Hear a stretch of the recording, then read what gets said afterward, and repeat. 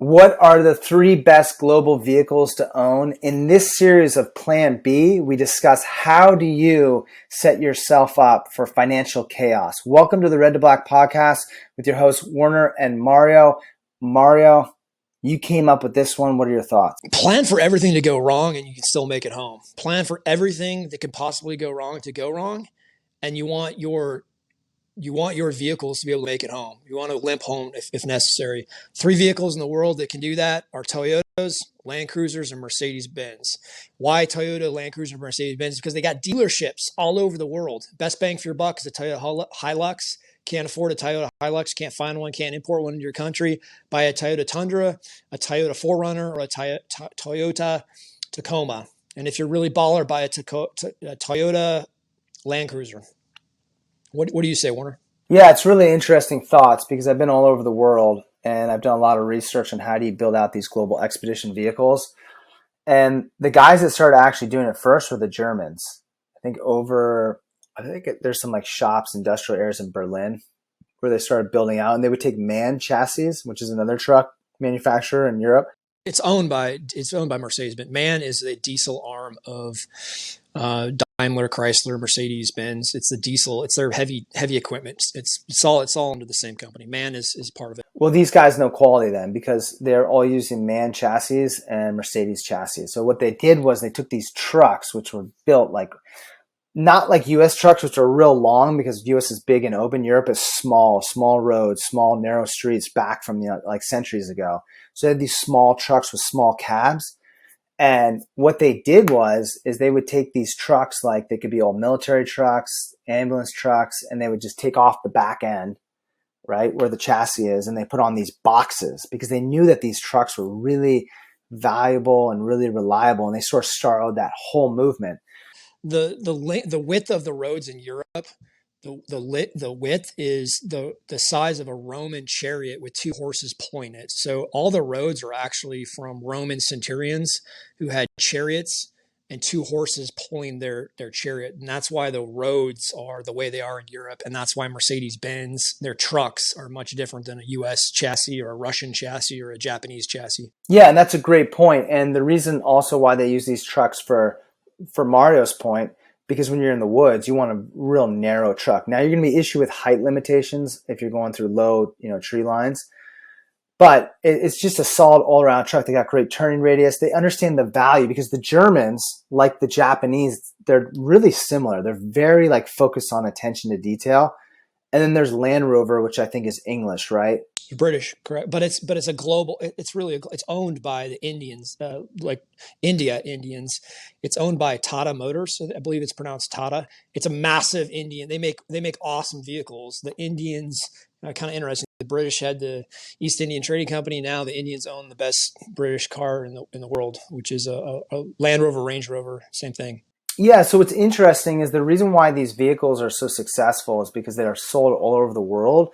And what's interesting about the Mercedes, global expedition vehicles and other types of Mercedes trucks, and then the Toyota, they're also all over the world for multiple different reasons. Some of it's for adventure travel, which is a huge thing in Toyota and Mercedes, depending on the chassis. You have those real box-looking Mercedes, as you've seen, those trucks, which you can convert. You have the Land Rovers, which are known for being really indestructible, and they're down in safaris. So there's a lot of things in common with these trucks. Is they're just built, I would say, number one is they're built real simple. It's just what absolutely really a box like a metric, some metric sockets, some metric wrenches, like a very simple tool set. You can break that whole car down. You can fix everything. Now, not brand new Mercedes with computers and stuff, but like an old school Mercedes G-Wagon, an old school Toyota 4Runner, Toyota Tacoma, Toyota Hilux, an old school Mercedes or Range Rover, Land Rover, Defender. They're very simple cars. You can see the whole thing. And then parts are everywhere in the world. You can find a part. If I want to take a Dodge diesel down to South America, I got to bring an alternator. I got to bring a water pump. I got to bring a starter. I need to bring a lot of parts with me because there's not going to be a whole lot of Dodge Cummins dealers in Central and South America. There's a Toyota dealership in almost every country in Central and South America, all over the world. You can find a Toyota dealership, and you're not that far away. Even if it wasn't in that country, it's in the next country over. Hop one border, and you got a Toyota dealership. Yeah, so the lesson learned from this is what I was talking about in terms of simplicity. And the vehicles like the Toyota, the Mercedes, the Land Rover, they're designed to do exactly. There's no frills. It's like a Porsche. If you look at a Porsche, old school Porsche, the RPM dial's right in the center on all of them, because that's, as a racer, that's what you want. That's how you're driving the car. You're not driving on a speedometer. You're driving on RPMs. You know what speed you're going. You know by looking outside. You know by the feel of the road. It's not like what you think is a typical driver. A racer's got a different set of criteria to determine how fast and how controlled he is in his vehicle. But the vehicle is just designed, basically steering wheel, the gauges he needs, and it's a race car. Look at Toyota. When you buy a Toyota, and I've talked to guys about this, there's really simple features in that Toyota truck when you're like picking your interior features. The Ford, it's like lists and lists and lists of features. Mercedes, probably the same thing. Land Rover, the same thing. They're designed to be like these expeditionary or workhorse vehicles. And like Mario's saying, they're all over the world. So that's the key. They have a network, they have a distribution, they have relationships all over the world. So no matter where you go, everyone's like, oh, I know how to work on that, or I know someone, or I have a distributor who can get it. Where a Dodge rolls in, or say a Subaru, you're like, we don't have any Subarus around here, dog. But Toyota, it's like you said, a Hilux is over here. That part could work on the Tundra, or the Mercedes. That part could be, cannibalized and work over here. It's just it's like Amazon, right? It's everywhere. The network's everywhere. It can function really well. That's what you want to look for in a car you're going to buy on a global scale. Even if economies break down, there'll still be people on black markets selling you that type of stuff. So whether the economy's up or down or in financial chaos, there's always resourceful individuals. And if the parts are everywhere and the knowledge is everywhere, those are the type of vehicles that you want in a pinch, in a tough situation. Your thoughts, Mario? I'll try to land the plane with tying this into horses' asses, Roman horses' asses.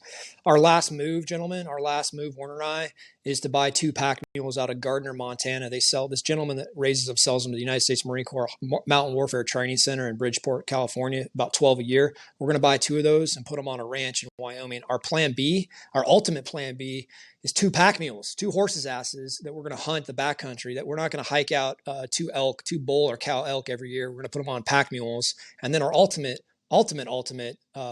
global expedition vehicle is 2 pack mules, Gardner, Montana. That's all I have. And there's actually one better than that. It's your 2 feet, which most people neglect.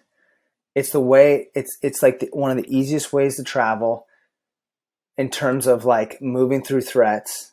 You can move slow, you can get down, you can hide easily. People completely neglect it because of, we have snowmobiles, we have 4-wheel drive, we have airplanes, we have boats, we have all this stuff. And what we're gonna analyze all that stuff in this plan B. And you may ask, why are you doing a series plan B? Oh, you guys are turning to preppers.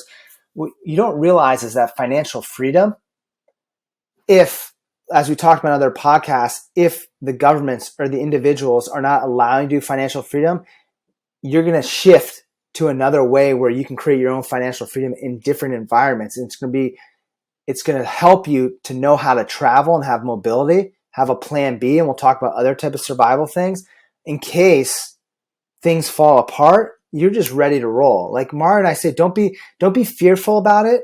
Always have in the back of your brain housing group, you maybe have a plan or just have an idea of it. So when it happens, you're not caught off guard. You're like, oh, I remember Warner and Mario were talking about this different forms of mobility. So what we're going to talk about in this podcast is how do you think about these different forms of mobility? How can you employ them? And then live like a really cool, chill life when the whole world is just descending in chaos around you.